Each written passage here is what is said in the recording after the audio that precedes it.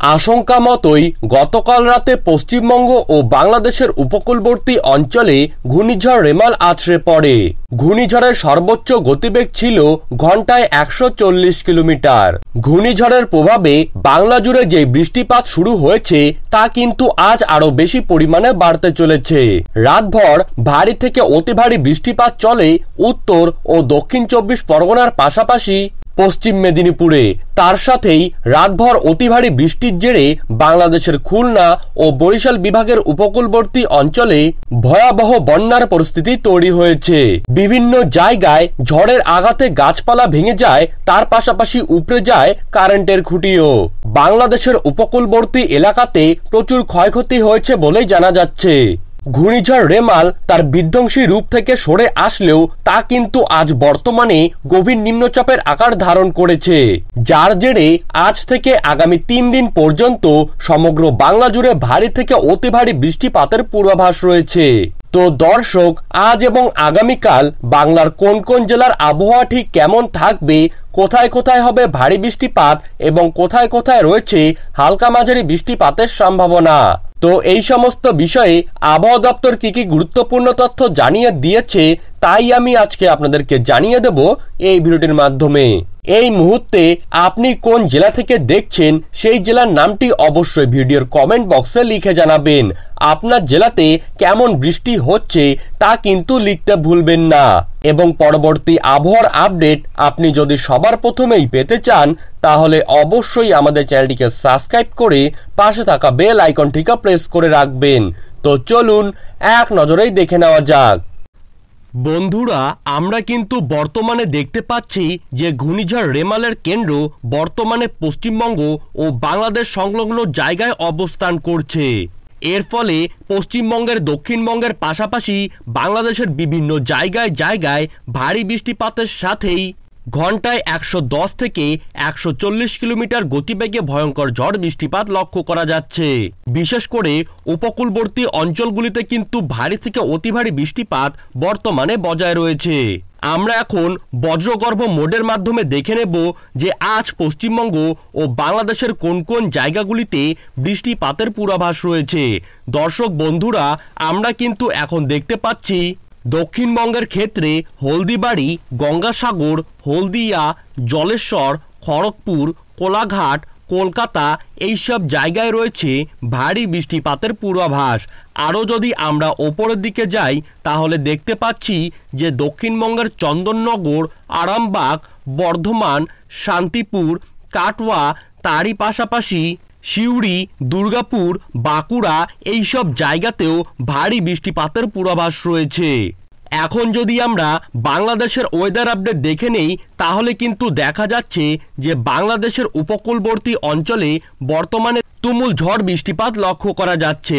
এখন কালাপাড়া, মাতবাড়িয়া, শ্যামনগর, সাতক্ষীরা, খুলনা, বরিশাল, লালমোহন, মতিরহাট এইসব জায়গায় তুমুল ঝড় বৃষ্টিপাত কিন্তু এখন চলছে।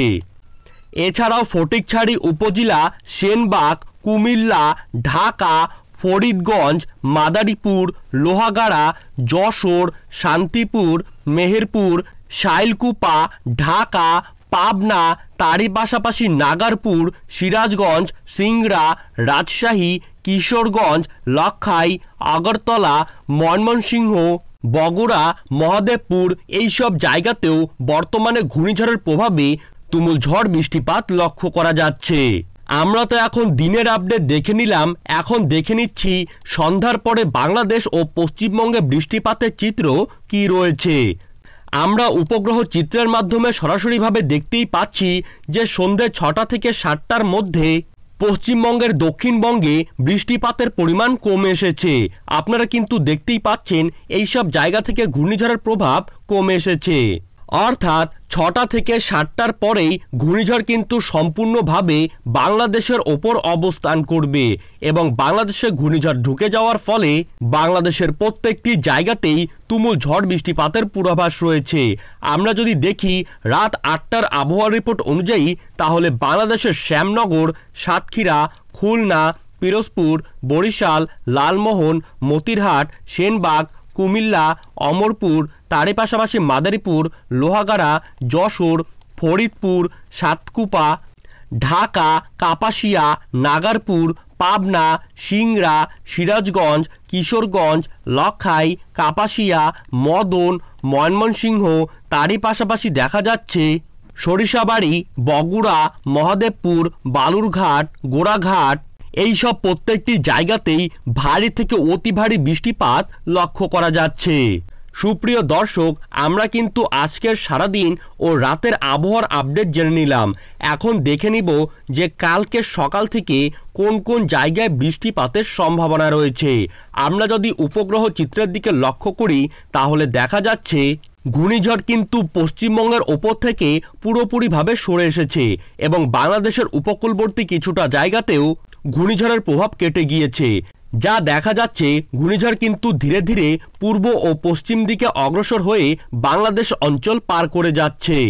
মঙ্গলবারে উত্তরবঙ্গের কিছু কিছু জায়গায় বৃষ্টিপাতের পূর্বাভাস থাকলেও তা কিন্তু হালকা মাঝারিভাবেই হতে পারে। আমরা লক্ষ্য করছি যে বাংলাদেশ থেকে ঘূর্ণিঝড়ের অবস্থান সরে গিয়ে তা কিন্তু গুয়াহাটি, গোলপাড়া, হজাই, তেজপুর, শিলচর, সিলেট, শিলং এইসব জায়গায় অবস্থান করছে এবং বাংলাদেশের ক্ষেত্রে ময়মনসিংহ, সরিষাবাড়ি, মদন, কিশোরগঞ্জ, লখাই, মৌলভীবাজার, সিলেট, নাগারপুর, সিরাজগঞ্জ, ফরিদপুর, ঢাকা, কুমিল্লা, অমরপুর এইসব জায়গায় কিন্তু বৃষ্টিপাতের পূর্বাভাস রয়েছে। দর্শক, আমরা এখন উপগ্রহ চিত্রের মাধ্যমে দেখে নেব যে ঘূর্ণিঝড়ের প্রভাব কখন পুরোপুরিভাবে শেষ হয়ে যাবে। মঙ্গলবার দিন যদি আমরা লক্ষ্য করি তাহলে কিন্তু মঙ্গলবার সন্ধ্যের মধ্যে পশ্চিমবঙ্গ ও বাংলাদেশের প্রত্যেকটি জায়গা থেকেই ঘূর্ণিঝড়ের প্রভাব কিন্তু পুরোপুরিভাবে কেটে যাবে। মঙ্গলবার দিন উত্তরবঙ্গের আলিপুরদুয়ার, কোচবিহার, জলপাইগুড়ি এইসব জায়গায় কিন্তু ভারী বৃষ্টিপাতের পূর্বাভাস রয়েছে এবং এছাড়া পশ্চিমবঙ্গের ক্ষেত্রে কোনো জায়গাতেই মঙ্গলবারে বৃষ্টিপাতের তেমন কোনো সম্ভাবনা নেই। তো দর্শক, এই ছিল আজকের বৃষ্টিপাতের খবর। এই রকমই খবরের আপডেট আপনারা যদি প্রতিদিন সবার প্রথমেই পেতে চান তাহলে অবশ্যই আমাদের চ্যানেলটিকে সাবস্ক্রাইব করবেন এবং পাশে থাকা বেল আইকনটিকে প্রেস করে রাখবেন। ধন্যবাদ।